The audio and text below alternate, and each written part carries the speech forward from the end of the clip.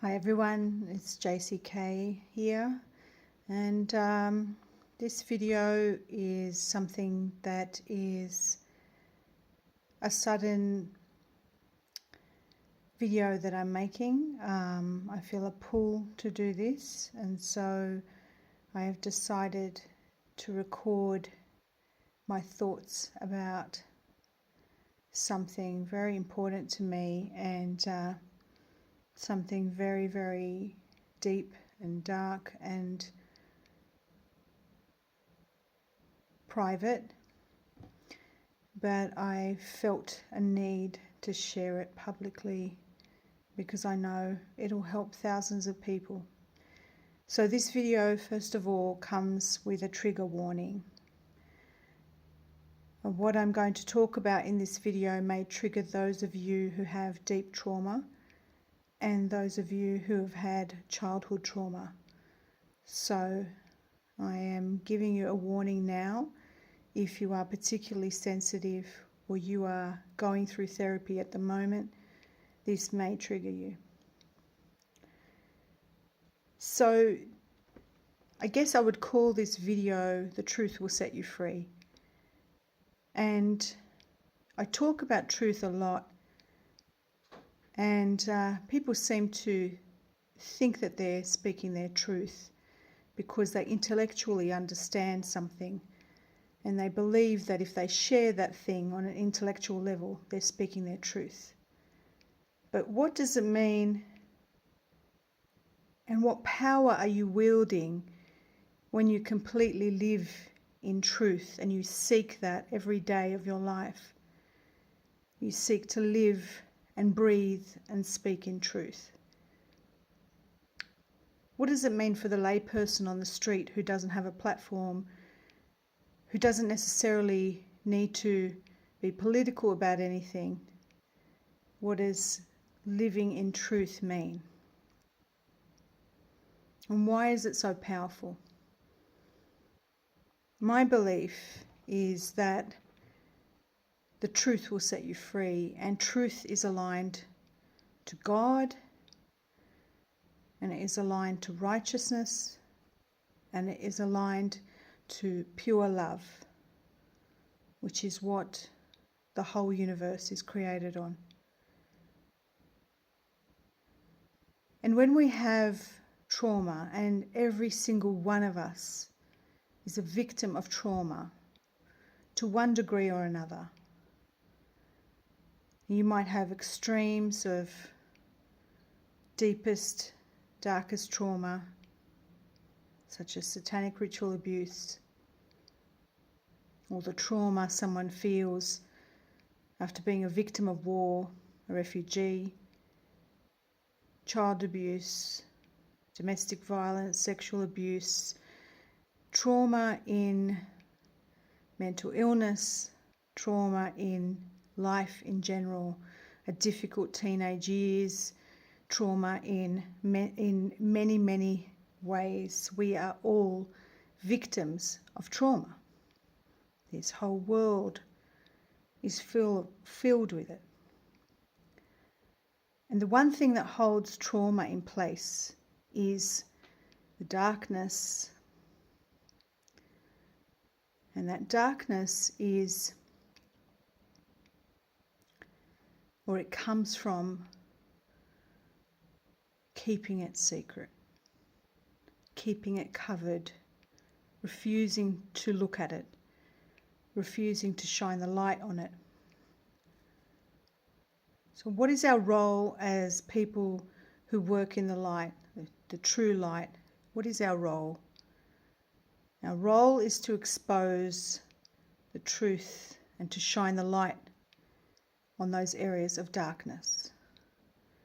And it's not just about shining the light on the areas of darkness in political circles, in the external world, and sharing the truth about what's really going on in the world. The biggest job that you have as a light worker, as a person who believes in truth, whether you want to call yourself a starseed, a light worker, an open-minded person, a person who believes in the divine creator, a person who believes in truth, your number one job, your number one role is to start with yourself, to begin with uncovering those depths of trauma that have been hidden in the recesses of your mind, in your body, in your soul, those things that are holding you back from being the complete whole being that you are. Those things that have created in you patterns of behavior that cause you to sabotage good things in your life. The trauma that is hidden, that you haven't faced, that makes you believe you're unworthy. It makes you believe that you are less than, that you deserve less than. Those traumas that give you a repressed anger that causes you to push away love and have difficult relationships and dysfunctional relationships. The trauma and the darkness within you that causes you to manipulate, to hide, to control, to lie, to deceive, to do whatever it takes to run away from yourself. But when you are brave enough to dive in like a light warrior, and I'm talking dive in head first, without fear, to know that you're going to feel the fear, but you do it anyway. When you dive into your own healing and you face what you think is going to be the worst thing imaginable, re-experiencing old traumas that you have had hidden, the truth will set you free. I promise you that when you do the work, when you face those things that you have been running away from for decades, those repressed memories that have hurt you, but you don't know what they are, when you actually face them in therapy of whatever kind you choose, you will unlock within you a superpower that will bring you to a new level of consciousness that you've never seen before. People always say to me that I'm very brave. I'm brave because I face things, and I'm brave because I put myself out there. I'm brave because I cop all the flack and face trolls every day and have pressure put on me every single day, and I still continue to get up and get on with it and face it every single day. Why am I brave? Because I know the truth will set you free. So, I know that I am an example to all of you. And so what I'm going to do today in this little video, I'm going to publicly share with you something that happened to me when I was 2 years old. And I just had a session yesterday with Gordon Smith, who is a hypnotherapist. And I recently did his course, his first course in hypnotherapy. And Gordon and I have spoken a few times before. We've done a couple of videos together. One of those videos was a deep hypnotherapy session that kind of went viral last year that I did. I took that down and made it an unlisted video. But Gordon asked me if I wanted to have a session with him, and I said yes. I have one thing that I need to finally work out what is wrong with me, because it is the one thing holding me back in my life, and that is my weight, my issue around my weight. I knew there was something deeper within that, and I couldn't crack the code as to what it was that was sabotaging me or causing my body to hold on to weight. I tried everything, I'd done everything, I know everything there is to know about nutrition, everything you can ever think of, I have done it, and I couldn't work out what it was that my body was doing to hold on to the weight. And I knew that hypnotherapy will unlock something from my subconscious to help me understand what it is that is causing me to hold on to the weight. So what I'm going to do right now is I'm going to share with you my raw and vulnerable story publicly to give you the inspiration to go out and get therapy finally for that thing that you're hiding from. Because if I can put myself out there in front of hundreds of thousands of people and share this story with you with no fear, then you can go and find a therapist and privately explore that same trauma that you have been too afraid to face. It's just emotions. It's literally just emotions. There is nothing to fear from something that happened in the past and recalling it and dissecting it and analyzing it from an adult perspective.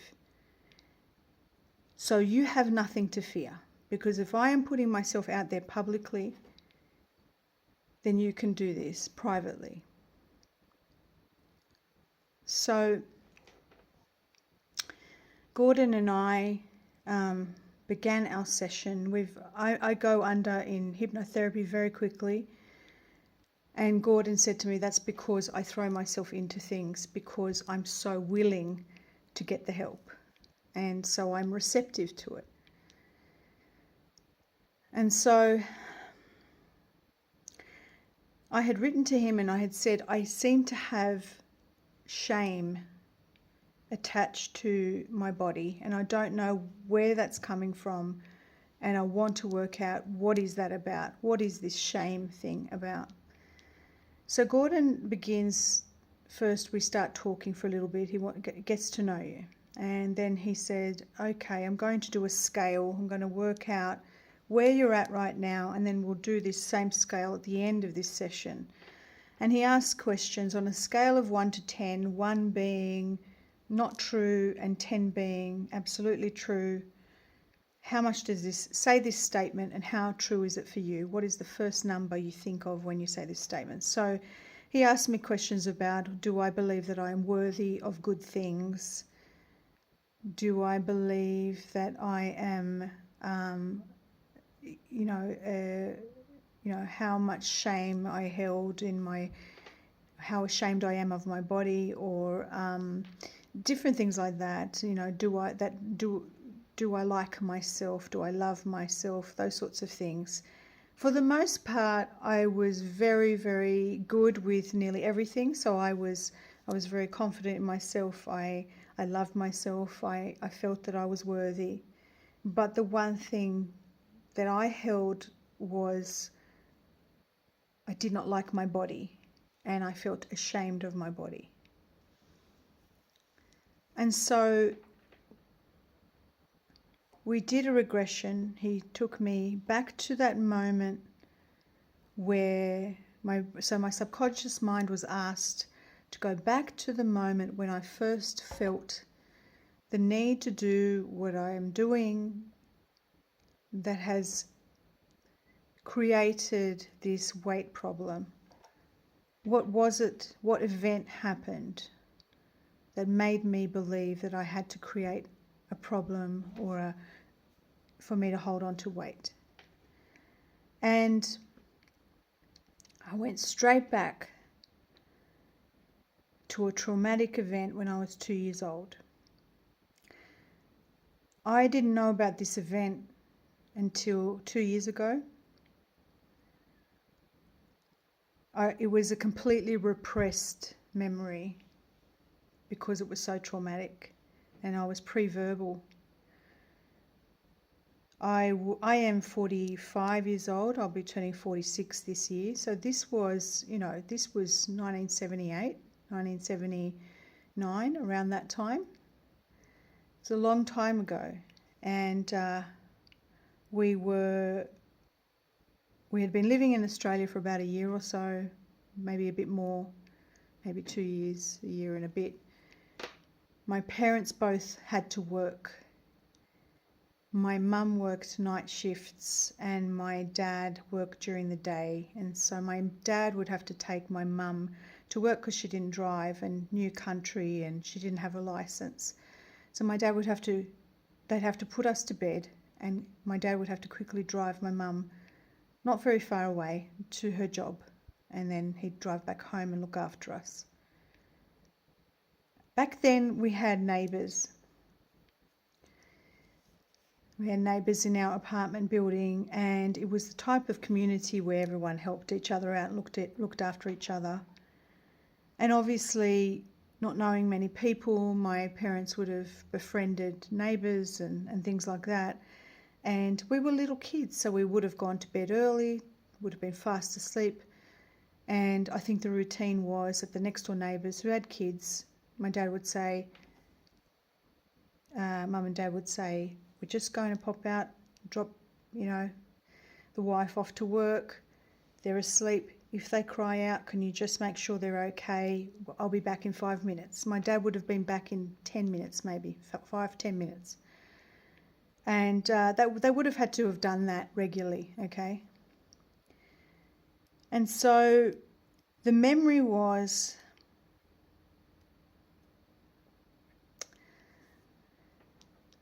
that one night my sister woke up. She was 3 years older than me, screaming, where's Mum and Dad, where's Mum and Dad? And me, being 2 and just following my sister around, I woke up panicking because she was panicking, crying. I followed my sister. She ran out to the lobby, the little stairwell, the neighbours across the way who were looking after us. She was screaming, where's Mum and Dad, where's Mum and Dad? Screaming. And I'm just panicking as a little 2-year-old, crying, still half asleep. My sister runs out, grabs the neighbour. The neighbour is a podgy little man, and he is angry, furious that we're screaming. And he starts screaming at us, get inside now. And we're panicking, we're little kids, 5 and 2 years old, panicking. Why is this man screaming at us? And he starts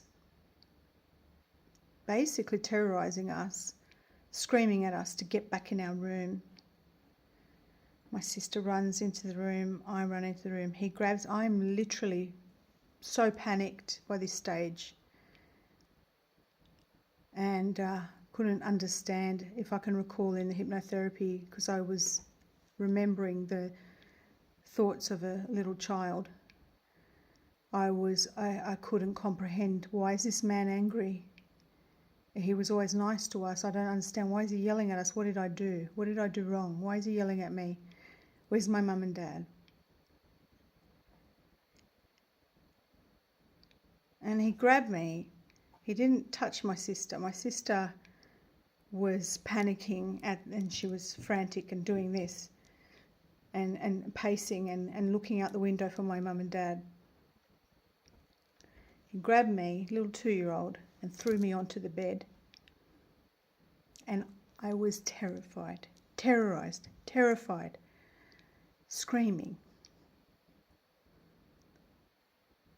And I don't know if you've ever seen a child scream so absolutely panicked and terrified. But he, I was inconsolable. He grabbed my face and suffocated, like put his hand on my face to shut me up. And I was kicking with all my might, kicking him. And I can remember my legs being bare, so I must have had a nightgown on.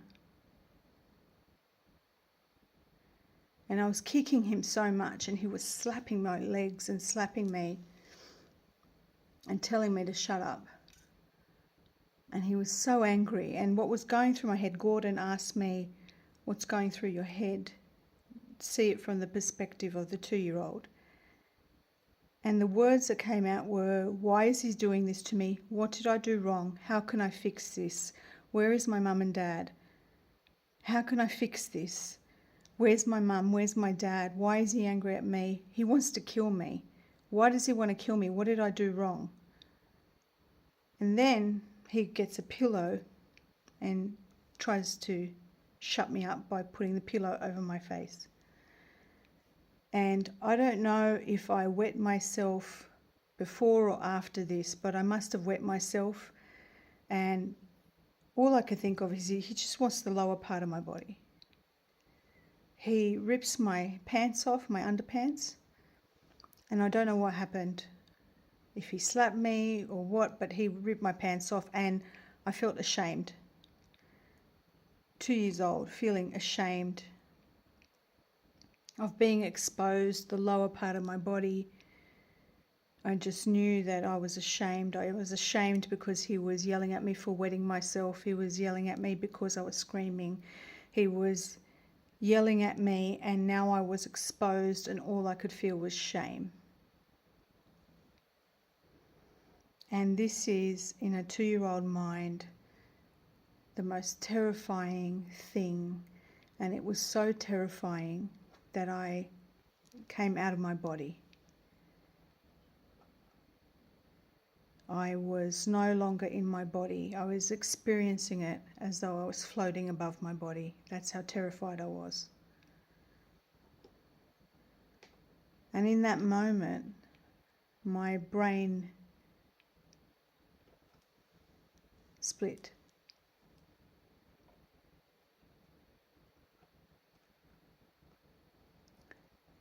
And compartmentalized. And this must have happened more than once. My subconscious mind told me. And also 2 years ago when I had therapy over this. I didn't remember the details, but the therapist said this would have happened more than once.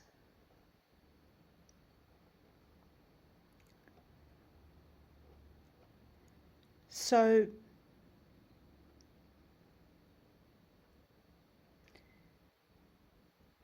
Gordon asked, what decision did you make in that moment as a child to cope with this trauma? What did you do in order to decide that you're going to rectify this? And my 2-year-old mind raced through and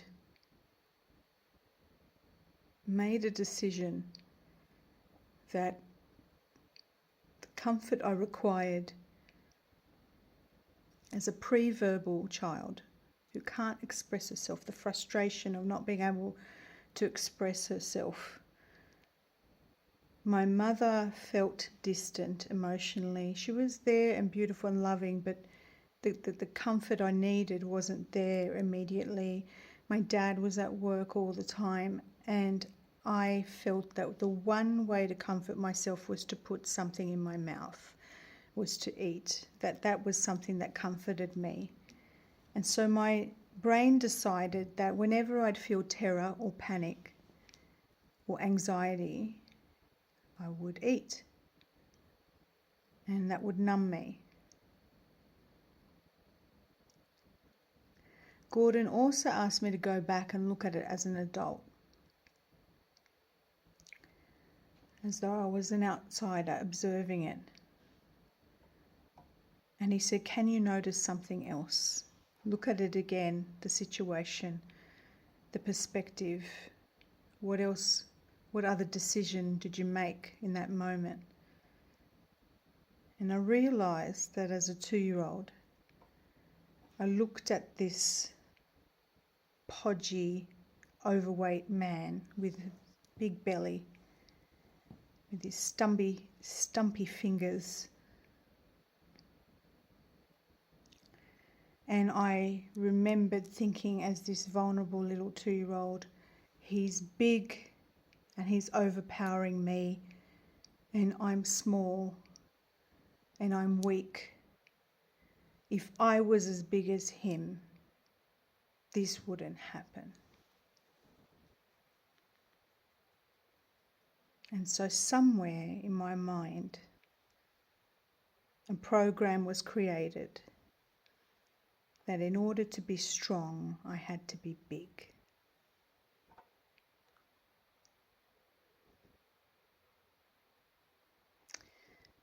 And do you see how the programs are created? That in the 15 minutes it took me to explain this to you, to relive that pain, which is something in the past that doesn't need to hurt me now. I found the key to what was holding me back in my life for 45 years. That all it took was the bravery to face that for a moment of discomfort emotionally, to see it through the eyes of an adult, and to work out what it is that's holding you back, what it is that's causing you the pain.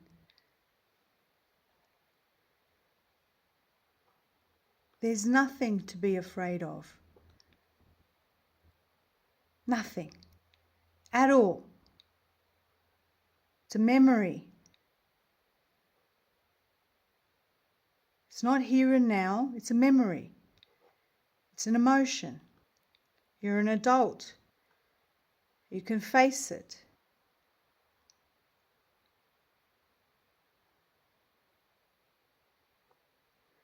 And so the minute I recognized that, that's it.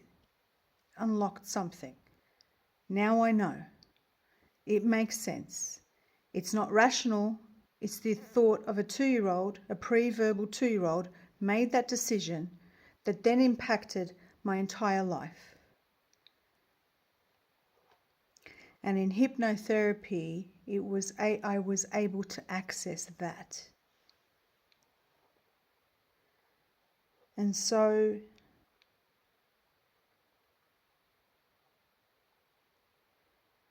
when you have this experience, and then you're able to change and shift almost like on a quantum level your future, because you're now able to reimagine your future by changing your past. That's profound alchemy. This is the reason why we face truths, why we shine the light on the darkness.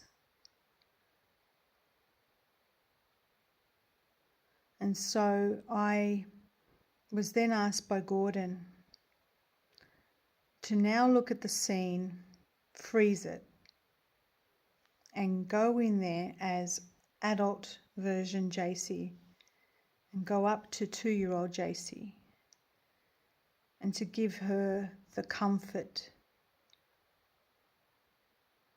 that she needed, to go up and speak to her, to look at her face and to see the changes, what changes would happen to a 2-year-old if the adult version of you gave that 2-year-old the comfort that she required, and it was the most beautiful thing. I realized in that moment that that 2-year-old lived a very anxious life, very confused, anxious life, and she didn't feel much joy. But when she saw me as the adult version coming to comfort her, the joy was felt so deeply, and the happiness and the pride and the worthiness and the love and the empowerment that I felt was so incredibly transformative. And I embraced that little girl, the inner child, the 2-year-old me, and I embraced her, and Gordon said, hold her so close that she becomes part of you, that she is almost inside of you as you embrace her. And I did. And then he told me to imagine and envision the future now as a result of this change, this shift, this understanding of what the decision was. And I could see a complete change in my future. All because I was brave enough to face the fear of unlocking a past trauma, to shine light on the darkest parts of the recesses of my mind, and to bring truth to that space. What a gift. Do you see how this world will change only if we live in truth? Do you see that?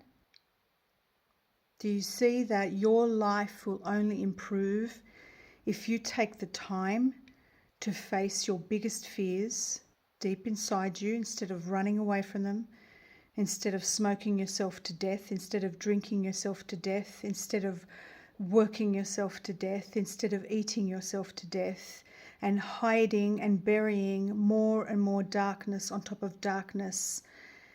The sooner you get real with yourself, the sooner you will heal.